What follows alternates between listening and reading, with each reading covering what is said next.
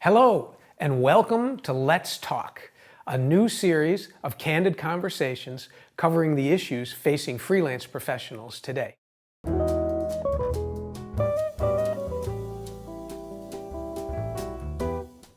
I'm Tom Rizzo, your host, Managing Director and founder of Plectrum Advisors, an investment advisory firm based in Los Angeles. On each episode of Let's Talk, I'll be speaking with some of the most plugged-in experts to help you and me make sense of today's changing environment and to help you be smarter about how to approach work and life.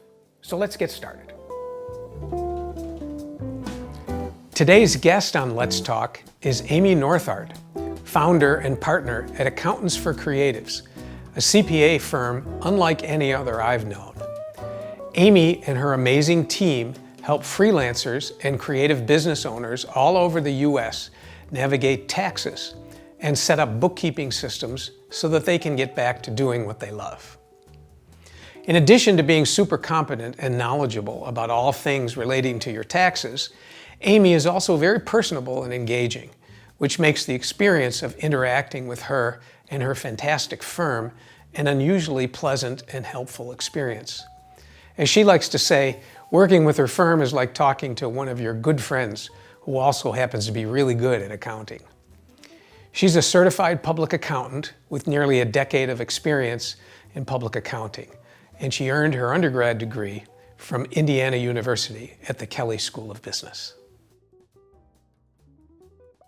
Hi, and welcome to Let's Talk. Today, I'm super excited to speak with our guest, Amy Northard.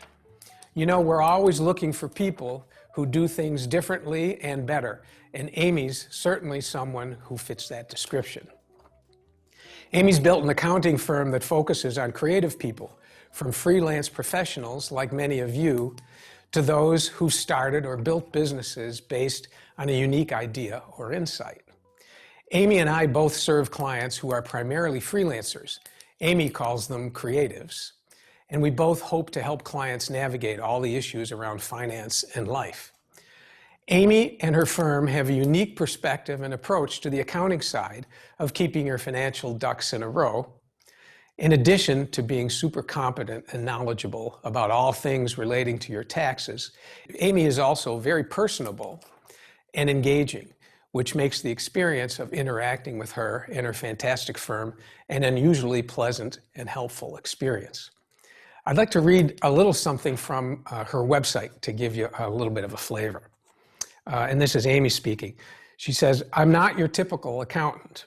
I spent some time working at a traditional CPA firm and realized it was not for me. I wanted to work with clients and teammates who inspired me on a daily basis and made me feel excited for Mondays. Now I get to teach creative business owners all about the tax and accounting side of the business, so they don't feel like it's some big unknown stressful thing hanging over them all the time.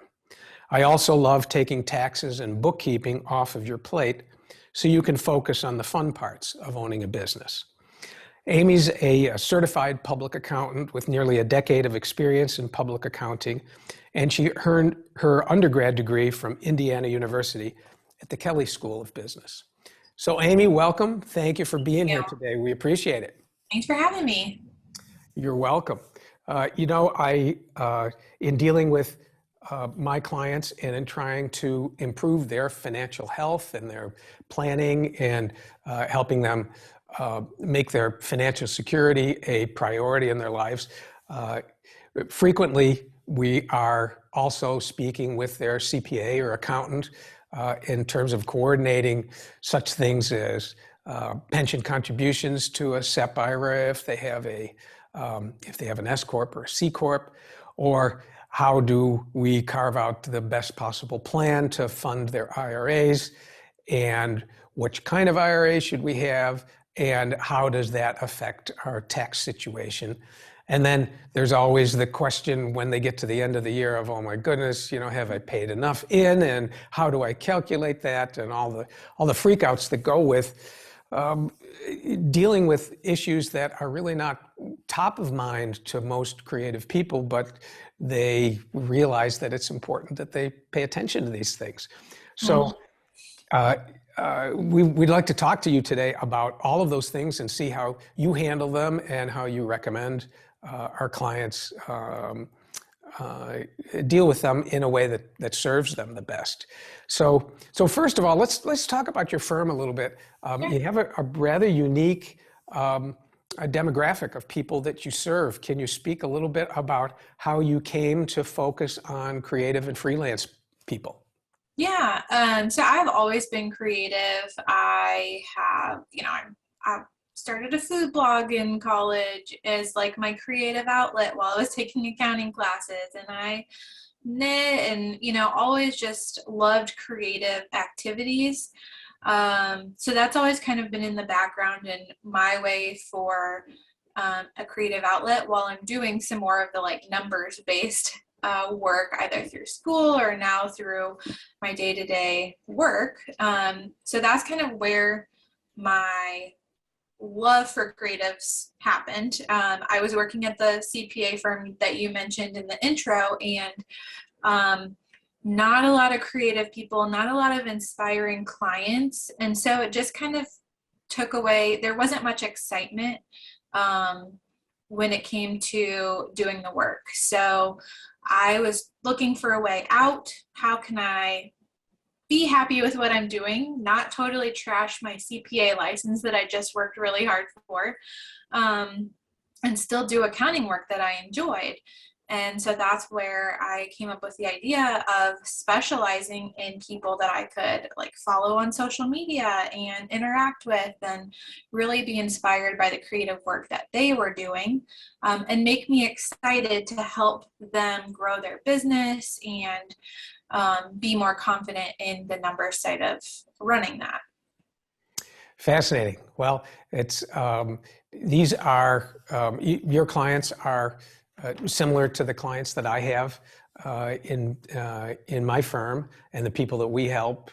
They are primarily freelancers, and specifically they're musicians, studio musicians or performing musicians, and they have a unique set of needs in terms of handling finance and money and knowing how to understand that. How do you see what are some of the unique questions that need to be answered or needs of this particular demographic?